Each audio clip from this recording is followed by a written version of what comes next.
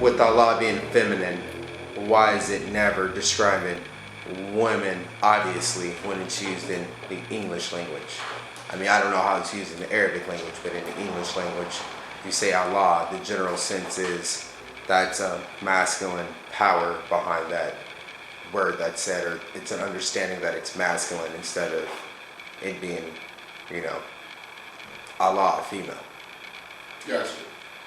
So, the first place we're going to start, we need to actually set a foundation with everyone understanding how most of these things came about. So before we can really get into the attributes or the names Allah and so on and so forth, in order to understand them and their nature, you have to understand the foundation and the principles of all spiritual systems on the planet and where everything actually originated. So, all the first attributes given to the creative principle in the universe were feminine. So the first name or attribute, title, given to the one comes through Aset. And before you had Ptah and the other deities that were masculine principles, you had all of those things being directed through the reverence of woman. Now this happened because when we slip down into these avatars we have now, where we were divided into masculine and feminine energies and principles, our ancestors understood that based on women being able to incubate and build bodies on the inside of their body, i.e. create life or sustain life on their inside, that they were the closest thing or things to the Creator in this plane of matter. So in ancient times, women were put on a very high pedestal because of their nature, because of their ability. They were respected. So even what we would call high priests in ancient times were actually women. It was always geared towards women because based on their nature, it was understood by us, their sons, that their connection to the Creator was more awesome or magnificent than ours as masculine principles. And so all the first figurines, all the first drawings, all the first symbols, pottery, that had anything to do with creation is made of woman.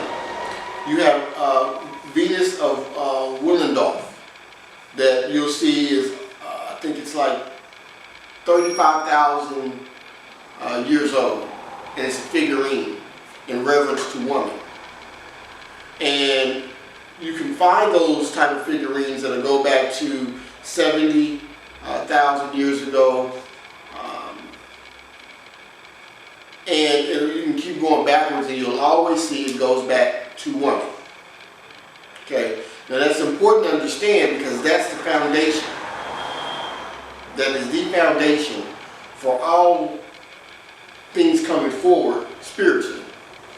Now, throughout time, you had the understanding develop where masculine and feminine principles were combined together to get to the yoke of creation.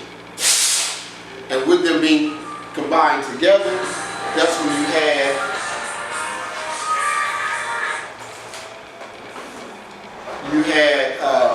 Ptah and Thoth, Nut. You had more of a balancing that was brought forward with both the masculine and feminine principles being represented. Now, understanding that all of your spiritual practices come from what modernly would be termed eschatology.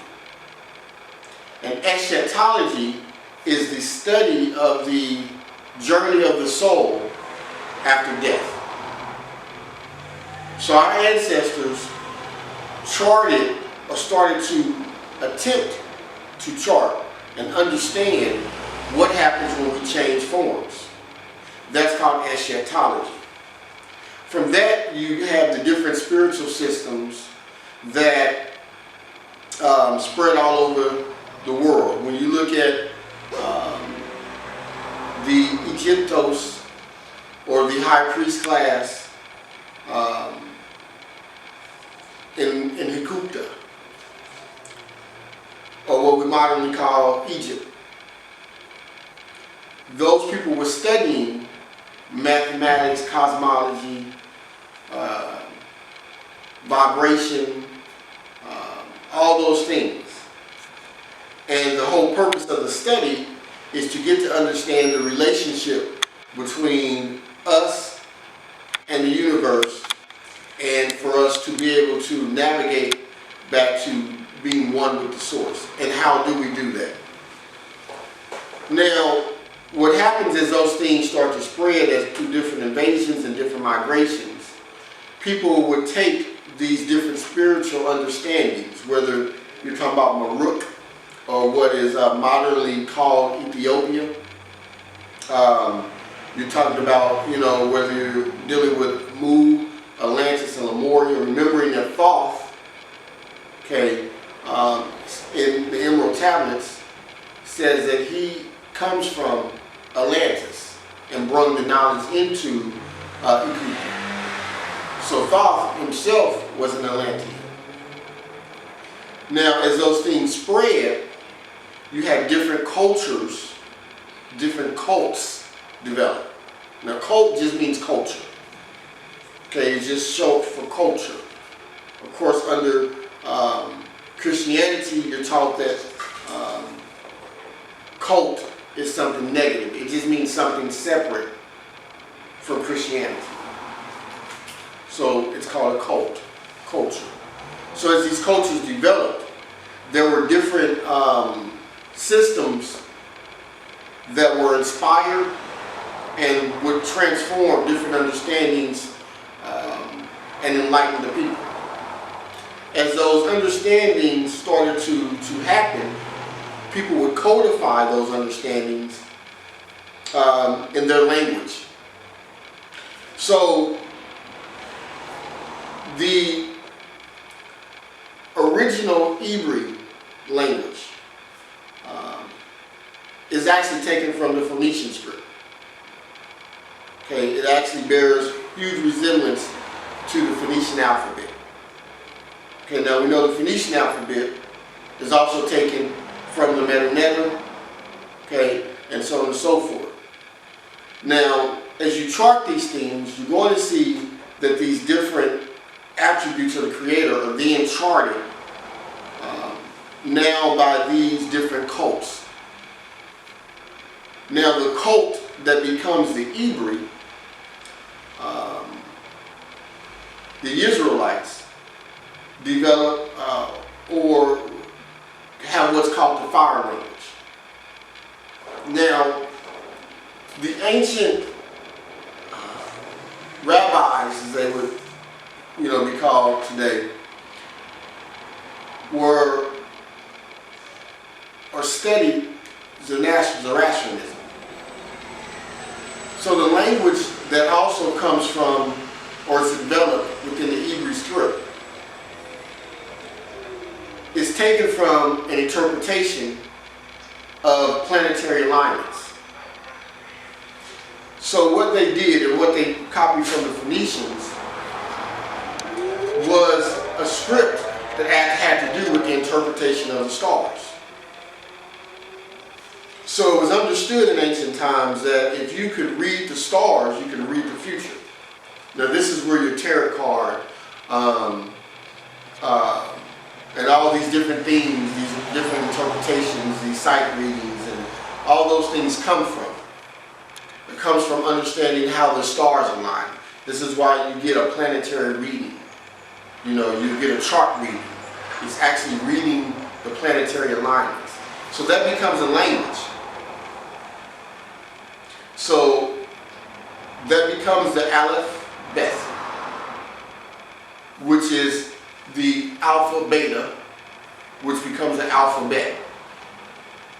Now, of course, these languages are written right to left, not left to right. And there's a whole reason for that, because that's actually the way things are supposed to be written, from right to left, dealing, you know, with the mathematics of the brain. And that alphabet, all principles are based on masculine and feminine energy.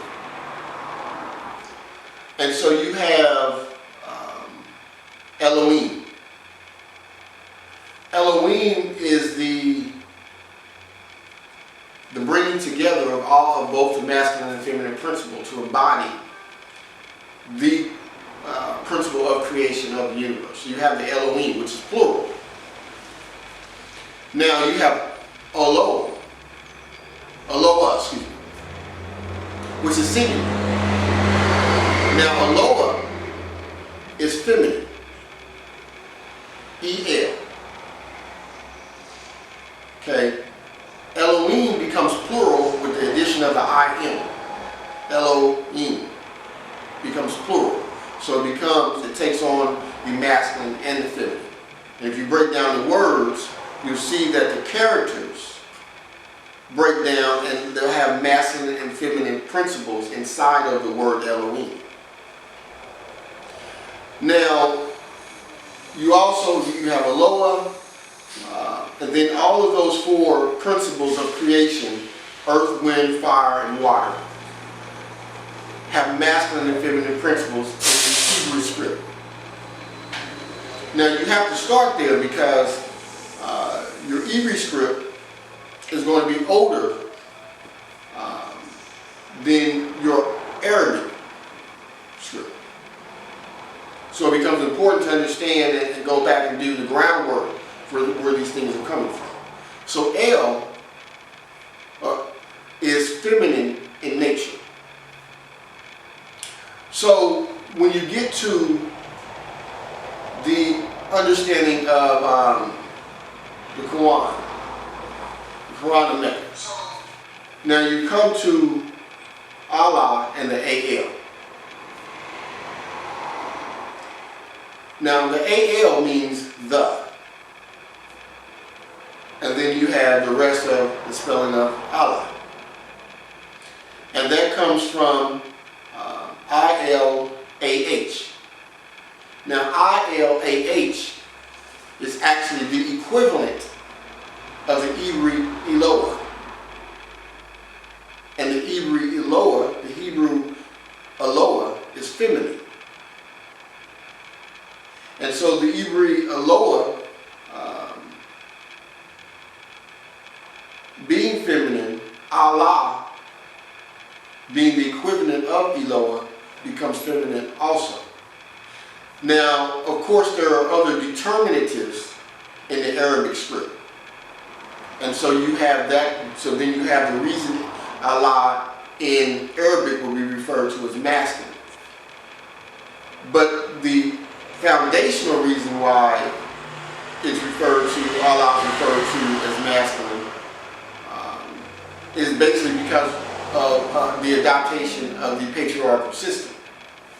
So with the adaptation of the patriarchal system, now you have all of the attributes of the Creator are now masculine.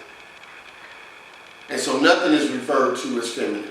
The whole feminine characteristic of creation is taken out because of coming into a patriarchal system, which is not ancient. It's a modern system that we're dealing with.